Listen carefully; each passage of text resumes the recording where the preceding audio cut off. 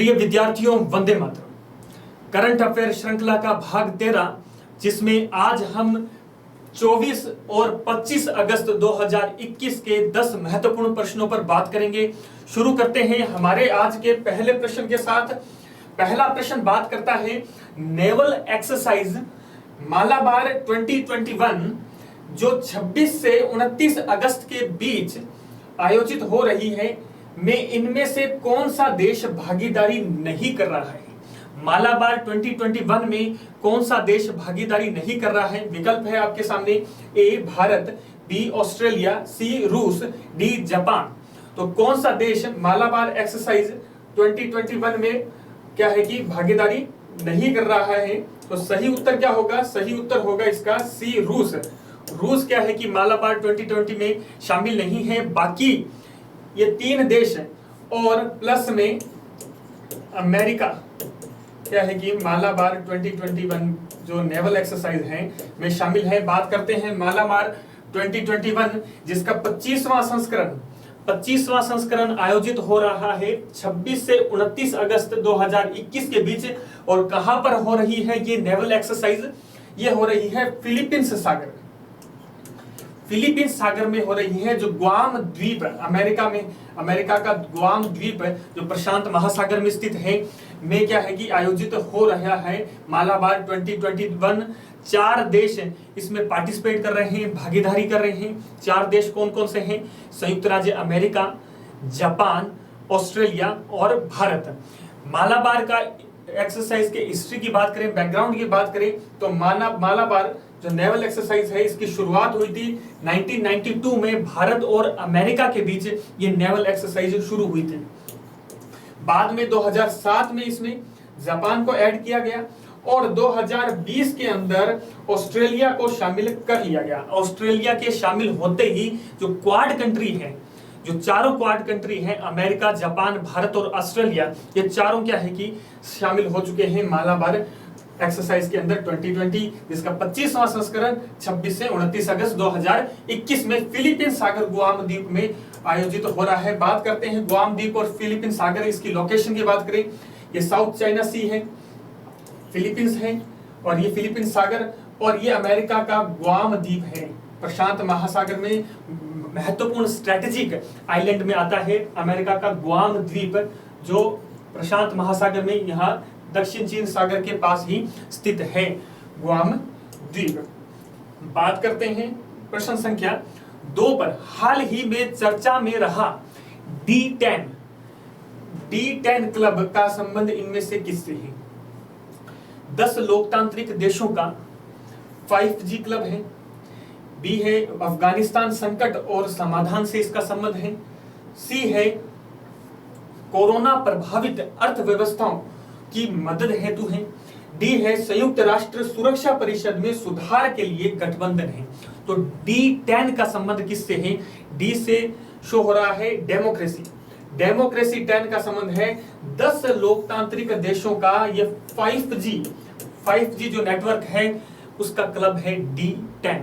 बात करते हैं इसकी बैकग्राउंड के बारे में। क्या है D10 club? D10 United kingdom द्वारा, यानी यूके ने अप्रोच किया है इस D10 क्लब को। यूके द्वारा 10 लोकतांत्रिक देशों का 5G क्लब है। यूके अप्रोचेस है 10 लोकतांत्रिक देशों का 5G क्लब है। इसमें 10 देश कौन कौन से शामिल हैं? एक तो G7 के 7 कंट्री शामिल हैं। G7 जो विकसित अर्थव्यवस्थाओं का समूह है, इसमें America, UK, France, Germany, Italy, Canada और जापान। और इसके साथ ही 3 देश साउथ कोरिया, ऑस्ट्रेलिया और भारत D10 के अंदर शामिल है। अब ये क्या काम करता है, क्यों ये क्लब बनाया गया D10? ये है 5G उपकरण व संबंधित तकनीकियों हेतु चीन पर निर्भरता कम कर वैकल्पिक अल्टरनेटिव आपूर्तिकर्ताओं की उपलब्धता सुनिश्चित करना है। ठीक है, 5G उपकरण व संबंधित तकनीकी हेतु चीन पर निर्भरता कम कर वैकल्पिक आपूर्तिकर्ताओं की उपलब्धता सुनिश्चित करता है। अब बात करते हैं 5G जो 5th जनरेशन आ रहा है। 5G क्या है? ये वायरलेस संचार तकनीक है जो डेटा को प्रेषित व प्राप्त करने के लिए रेडियो तरंगों और रेडियो फ्रीक्वेंसी का उपयोग करती है। बात करते हैं प्रश्न संख्या 3 पर प्रधानमंत्री वन धन योजना, प्रधानमंत्री वन धन योजना के संबंध में सत्य कथन कौन सा है देखना है। विकल्प है आपके सामने, यह 2018 में शुरू की गई जनजातीय उद्यमिता विकास कार्यक्रम है। दूसरा है ट्राइफेड इसकी कार्यान्वयन एजेंसी है, ट्राइफेड इसकी कार्यान्वयन एजेंसी है। तीसरा विकल्प है दोनों सही है, चौथा विकल्प है दोनों गलत है।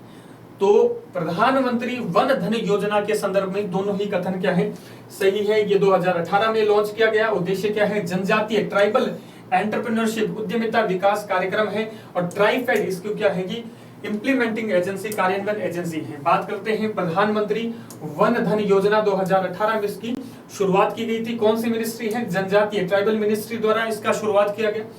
जनजातीय विकास कार्यक्रम है, उद्यमिता विकास कार्यक्रम है, जिसको ट्राइफेड क्या है कि कार्यान्वयन कर रहा है। ट्राइफेड क्या है, tribal cooperative marketing federation of India limited. TRIFED क्या है कि इसकी कार्यान्वयन एजेंसी है। इसके उद्देश्य क्या है, उद्देश्यों पर बात करें, वन धन योजना जनजाति ट्राइबल कम्युनिटी के लोगों के ट्रेडिशनल नॉलेज और स्किल का समुचित उपयोग करना। वन उत्पादों, जो लघु वन उत्पाद हैं, माइनर जो फॉरेस्ट प्रोड्यूस हैं, वन उत्पादों का उपयोग करके जनजातीय लोगों के लिए आजीविका की व्यवस्था करना। तीसरा है ब्रांडिंग, पैकेजिंग, मार्केटिंग से संबंधित कौशल को सुनिश्चित करना। लघु वन उपज की मार्केटिंग, ब्रांडिंग व मूल्य संवर्धन, वैल्यू एडिशन को करना है। इसका उद्देश्य प्रधानमंत्री वन धन योजना, जिसको 2018 में जनजातीय मंत्रालय द्वारा लॉन्च किया गया, और जनजातीय उद्यमिता विकास कार्यक्रम है वन धन योजना। बात करते हैं प्रश्न संख्या 4 पर, अंतरराष्ट्रीय दास व्यापार और उन्मूलन स्मरण दिवस कब मनाया जाता है। यानी रिमेम्बरेंस डे है, इंटरनेशनल स्लेव ट्रेड और एब्यूलेशन जो है रिमेम्बरेंस डे कब मनाया जाता है, दास व्यापार उन्मूलन स्मरण दिवस कब मनाया जाता है। विकल्प है 23 अगस्त, 26 अगस्त, 23 जुलाई और 19 अगस्त। तो सही उत्तर इसका क्या होगा, सही उत्तर होगा 23 अगस्त को क्या है कि अंतरराष्ट्रीय दास व्यापार उन्मूलन दिवस मनाया गया, अभी हाल ही में मनाया गया है इसको। ठीक है, 23 अगस्त को मनाने का क्या कारण है, ये किसको समर्पित है, ट्रांस अटलांटिक दास व्यापार के शिकार को समर्पित है यह दिवस। जब उपनिवेशवाद का समय था, उस दौरान जो अफ्रीकन कंट्री से, एशियन कंट्री से जो मजदूर थे, जिसको हम गिरमिटिया मजदूर कहते हैं, उनको कैरिबियन देशों में बागानी खेती के लिए क्या है कि ले जाया गया था। तो उनके लिए ट्रांस अटलांटिक दास व्यापार के शिकार को समर्पित है ये दिवस। और क्यों समर्पित है 23 अगस्त को, ये दिवस क्यों चुना गया। 23 अगस्त 1791 में सेंट डोमिंगो, जिसको वर्तमान में आप हैती बोलते हैं, हैती कंट्री में एक विद्रोह शुरू हुआ था, जिसमें ट्रांस अटलांटिक दास व्यापार के उन्मूलन का मार्ग प्रशस्त किया। तो इसको समर्पित है अंतरराष्ट्रीय दास व्यापार, स्लेव ट्रेड और उन्मूलन स्मरण दिवस 23 अगस्त। बात करते हैं प्रश्न संख्या 5 पर, बैब एल मंडेब जो वाटर स्ट्रेट है, जल संधि है, इनमें से किसको जोड़ती है। विकल्प है आपके सामने, ए लाल सागर व अदन की खाड़ी को, बी है फारस की खाड़ी व ओमान की खाड़ी को, सी है हिंद महासागर व दक्षिण चीन सागर को, डी है बंगाल की खाड़ी व पाक स्ट्रेट जल संधि को, पाक खाड़ी को क्या है कि जोड़ने का काम करती है। तो कौन सा सही है, बॉब अल मंडेब के संदर्भ में ये जोड़ती है लाल सागर व अदन की खाड़ी को जोड़ती है बॉब अल मंडेब, जो वाटर स्ट्रेट है, जल संधि है। और जल संधि क्या होती है, यानी जो दो सागरों को, ऐसी वाटर बॉडी होती है, नैरो वाटर बॉडी होती है, जो दो सागरों को या जो दो मास स्थल को अलग करने का काम करती है। तो वो water straight Bob L Mandeb water straight है, लाल सागर व अदन की खाड़ी को अलग करती है। बाकी 3 विकल्पों में बात करूं तो फारस की खाड़ी और ओमान की खाड़ी को कौन अलग करता है, यह है हॉर्मुज जल संधि। हॉर्मुज जो जल संधि है, ये किसको अलग करती है, ये फारस की खाड़ी और ओमान की खाड़ी को, हिंद महासागर और दक्षिणी चीन सागर को अलग करने का काम कौन करती है? दुनिया की सबसे लार्जेस्ट, सबसे बड़ी जो जल संधि और सबसे बिजी जो रूट है वो है मलक्का जल संधि का। मलक्का को जल संधि को जो हिंद महासागर व दक्षिण चीन सागर को अलग करती है। बंगाल की खाड़ी और पाक खाड़ी को अलग करने का काम कौन करता है? जो पाक जल संधि है, ठीक है। और दो स्थलों भारत और श्रीलंका को अलग करने का काम करती है। भारत का तमिलनाडु स्टेट और श्रीलंका का जाफना जो प्रांत है उनको अलग करने का काम करती है पाक जल संधि। और दो वाटर बॉडीज हैं, कौन सी? बंगाल की खाड़ी और पाक खाड़ी को अलग करती है पाक जल संधि। हिंद महासागर और दक्षिण चीन सागर के संदर्भ में मलक्का जो बिजिएस्ट रूट है और सबसे लार्जेस्ट जो है जल संधि के अंदर आती है। मैप बात करते हैं बाब अल मंडेब के बारे में। बाब अल मंडेब जो लाल सागर को अदन की खाड़ी से जोड़ती है। यमन जो एशियन यमन और को जिबूती इरिट्रिया जो अफ्रीका से है उसको अलग करने का काम करती है। बाब अल मंडेब इसको गेट ऑफ ग्रीफ भी बोला जाता है। बाब अल मंडेब का मतलब होता है गेट ऑफ ग्रीफ, यानी दुखों का द्वार, इसको क्या है कि संबोधित किया जाता है। बात करते हैं इसका मैप में आप देख सकते हैं। रेड सी ये और गल्फ ऑफ अदन या अदन की खाड़ी, ठीक है। इधर यमन कंट्री हो गया, अफ्रीकी कंट्री में जो हॉर्न ऑफ अफ्रीका की कंट्री है इरिट्रिया है, जिबूती है और इधर सोमालिया है। तो ये हॉर्न ऑफ अफ्रीका बोला जाता है इसको, ठीक है। ये सीन की तरह बाहर है।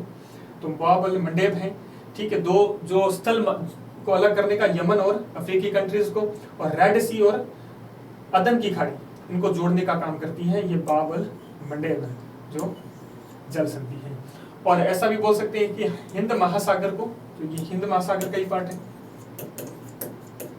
ठीक है, हिंद महासागर को, और ये भूमध्य सागर का पार्ट है। आगे सुएज कैनाल है, ठीक है, सुएज कैनाल से ये भूमध्य सागर का पार्ट है। तो भूमध्य सागर को और हिंद महासागर को जोड़ने का काम भी करता है बाब अल मंडेब। और ये ऊपर आप देख सकते हैं ये पर्शियन गल्फ है, यानी फारस की खाड़ी, फारस की खाड़ी है। और ये जो जल संधि होगी ये कौन सी है? हॉर्मुज, ये हॉर्मुज हो गया, ठीक है। ये फारस की खाड़ी, और ये हमने बात की थी हॉर्मुज के संदर्भ में कि फारस की खाड़ी और नीचे ओमान की खाड़ी को अलग करने का काम करती है, नीचे ओमान की खाड़ी,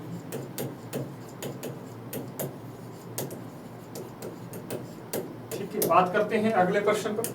प्रश्न संख्या 6 पर राजस्थान राज्य मानवाधिकार आयोग ह्यूमन राइट कमीशन के वर्तमान अध्यक्ष कौन है?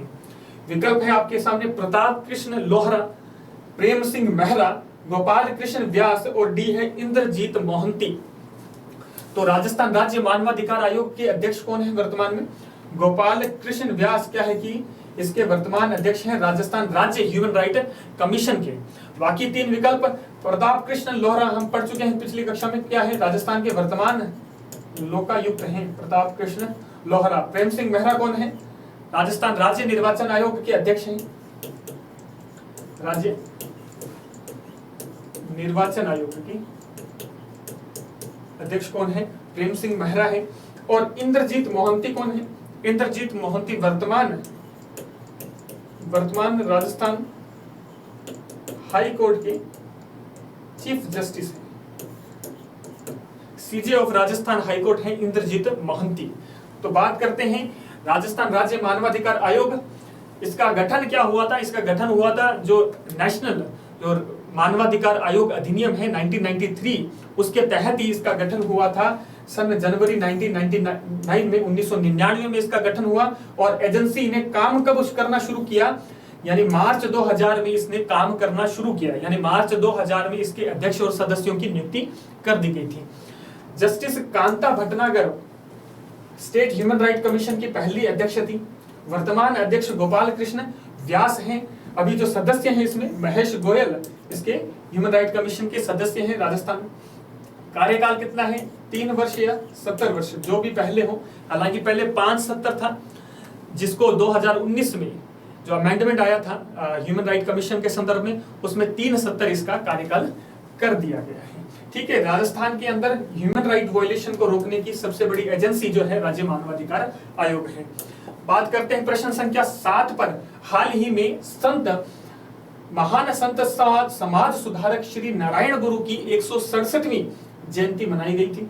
श्री नारायण गुरु का संबंध इनमें से किस राज्य से है? विकल्प है तमिलनाडु, आंध्र प्रदेश, कर्नाटक, केरल। तो श्री नारायण गुरु का संबंध है केरल स्टेट से, नारायण गुरु का संबंध है। बात करते हैं नारायण गुरु पर जन्म हुआ था 22 अगस्त 1856 को केरल के अंदर, केरल में तिरुवनंतपुरम के पास चेमम जति में इनका जन्म हुआ। ये एजावा कम्युनिटी से थे, एजावा कम्युनिटी से थे, जो क्या है कि बैकवर्ड कम्युनिटी थी, या जो वर्ण व्यवस्था के अनुसार देखें तो अवर्ण में ये शामिल किए जाते थे, वर्ण व्यवस्था के पार्ट नहीं थे। नारायण गुरु ने एक जाति, एक धर्म और एक ईश्वर का प्रसिद्ध नारा दिया। एक जाति, एक धर्म और एक ईश्वर का प्रसिद्ध नारा दिया 1903 में, 1903 में क्या है कि श्री नारायण धर्म परिपालन योगम SNDP का गठन इनके द्वारा किया गया। ये शंकराचार्य के अद्वैत वेदांत से प्रभावित थे, उसके समर्थक थे, और निम्न जातियों के लिए मंदिर प्रवेश के लिए उन्होंने जोर दिया, मंदिर प्रवेश आंदोलन में भाग लिया। उस दौरान चल रहे वाइकोम सत्याग्रह या वाइकोम आंदोलन जो मंदिर प्रवेश से संबंधित था, उसको गति प्रदान करने का काम श्री नारायण गुरु द्वारा किया गया। बात करते हैं प्रश्न संख्या 8 पर। अखिल भारतीय सकल घरेलू उत्पाद यानी इंडियन GDP में राजस्थान का प्रचलित कीमतों पर कितना प्रतिशत है? भारत की GDP में राजस्थान का कितना प्रतिशत है? विकल्प है आपके सामने 4.92, 4.79, 5.55, 5.57। तो भारत की GDP में प्रचलित कीमतों पर जो है राजस्थान का कितना प्रतिशत है? 4.92% है। प्रचलित कीमतों पर राजस्थान का प्रतिशत इंडियन GDP में 4.92% है। और स्थिर कीमतों पर देखें तो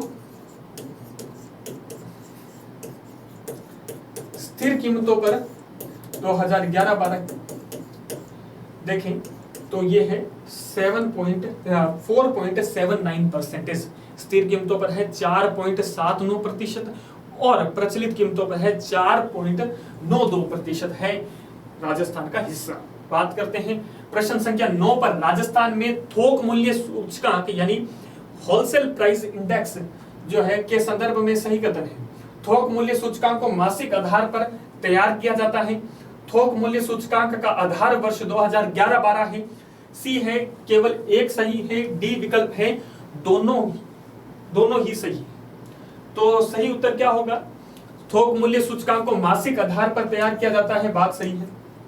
थोक मूल्य सूचकांक का आधार वर्ष 2011-12 है, ये कथन गलत है। उसका आधार वर्ष है 1999-2000 थोक मूल्य का आधार वर्ष रखा गया है। बात करते हैं होलसेल प्राइस इंडेक्स है क्या? यह एक ऐसा सामान्य सूचकांक है, यह एक ऐसा सामान्य सूचकांक है जो व्यापक रूप से मूल्यों के उतार चढ़ाव को व्यक्त करता है और सभी प्रकार के व्यापार व लेन देनों में वस्तुओं के मूल्य परिवर्तन को व्यक्त करने का एक इंडिकेशन है, संकेत करता है। मासिक आधार पर इसको तैयार किया जाता है। आधार वर्ष है 1999-2000 है। WPI में 154 जो गुड्स है, वस्तुओं को शामिल किया गया है और इन 154 को 3 बड़े समूह में क्या है कि वृहद समूह में रखा गया है। पहला है प्राथमिक वस्तु समूह, दूसरा है विनिर्मित मैन्युफैक्चर्ड जो प्रोडक्ट है, प्रोड्यूस है समूह, तीसरा है ईंधन, शक्ति, प्रकाश व उपस्नेहक समूह। तो 154 वस्तुओं में, प्राथमिक वस्तुओं में 70 वस्तु समूह में 175 आते हैं, विनिर्मित उत्पाद समूह में 69 आते हैं और ईंधन, शक्ति, प्रकाश एवं उपस्नेहक समूह के अंदर 10 वस्तुएं शामिल की गई हैं और टोटल 154 वस्तुएं क्या है कि WPI के अंदर शामिल की गई है और इस आधार पर क्या है कि इनका भारांश तय होता है और WPI निकाला जाता है। बात करते हैं प्रश्न संख्या 10 और आज के अंतिम प्रश्न पर। महात्मा गांधी आदर्श ग्राम योजना के संदर्भ में सत्य कथन है। विकल्प है योजना की शुरुआत महात्मा गांधी की 150वीं जयंती वर्ष 27 नवंबर 2019 को लॉन्च किया गया। बी है ये केंद्रीय क्षेत्र की यानी सेंट्रल सेक्टर की योजना है। सी है केवल एक सही है। डी है दोनों सत्य है। तो महात्मा गांधी आदर्श ग्राम योजना के संदर्भ में पहला कथन जो कि महात्मा गांधी की 150वीं जयंती 27 नवंबर 2019 को इस योजना को लॉन्च किया गया, ये कथन बिल्कुल सत्य है। ठीक है। दूसरा ये सेंटर सेक्टर स्कीम है, नहीं ये सेंटर सेक्टर स्कीम नहीं है, ये केंद्र की स्कीम नहीं है, ये राजस्थान गवर्नमेंट ने इस स्कीम को 27 नवंबर 2019 को लॉन्च किया गया। बात करते हैं महात्मा गांधी आदर्श ग्राम योजना। ठीक है। इससे पहले आपको दोनों याद रखनी है, एक तो प्रधानमंत्री जो आदर्श ग्राम योजना चल रही है और राजस्थान में जो राजस्थान आदर्श ग्राम योजना चल रही है, इन दोनों योजनाओं को आपको देखना है। उसके बाद जो ये नई योजना लॉन्च की है महात्मा गांधी आदर्श ग्राम योजना, इसकी शुरुआत की गई है गांधी जी की 150वीं जयंती के वर्ष में यानी 27 नवंबर 2019 को इस योजना को लॉन्च किया गया। उद्देश्य क्या है? प्रत्येक जिले में एक गांव का चयन कर उसको गांधीवादी प्रिंसिपल्स के अनुसार विकसित करना है। गांधी जी के प्रिंसिपल यानी जो गांधी जी की सोच थी, गांधी जी की सोच में क्या था? ग्राम उत्थान गांधी जी की सोच में था, स्वदेशीकरण गांधी जी की सोच में था, एक नशा मुक्ति गांधी जी की सोच में था, जो समाज का निचला तबका है, कमजोर तबका है, उसका उत्थान गांधी जी की सोच में था, स्वच्छ भारत गांधी जी की सोच में था। ठीक है। और कुटीर उद्योग है, गांधी MSMEs हैं, ये गांधी जी की सोच में थी। महिलाओं के लिए, बच्चों के लिए एजुकेशन है, ठीक है, ये गांधी जी की सोच में। तो जो गांधीवादी प्रिंसिपल है उन वैल्यूज पर क्या है कि गांव का उत्थान करना है इस योजना का उद्देश्य। तो सभी प्राकृतिक संसाधनों, ऐतिहासिक धरोहर, सांस्कृतिक धरोहर, धार्मिक स्थल, शमशान, कब्रिस्तान आदि की सुरक्षा एवं सतत सामाजिक, आर्थिक, सांस्कृतिक विकास, आवास, शौचालय उपलब्ध करवाना। इसके अंदर प्रत्येक वर्ष 14 नवंबर को मेरा गांव मेरा गौरव दिवस मनाया जाएगा। प्रत्येक वर्ष क्या है कि 14 नवंबर को मेरा गांव मेरा गौरव दिवस के रूप में मनाया जाएगा। तो यहाँ 10 प्रश्न हमने पूरे किए। विराम देते हैं। जय हिंद, जय भारत।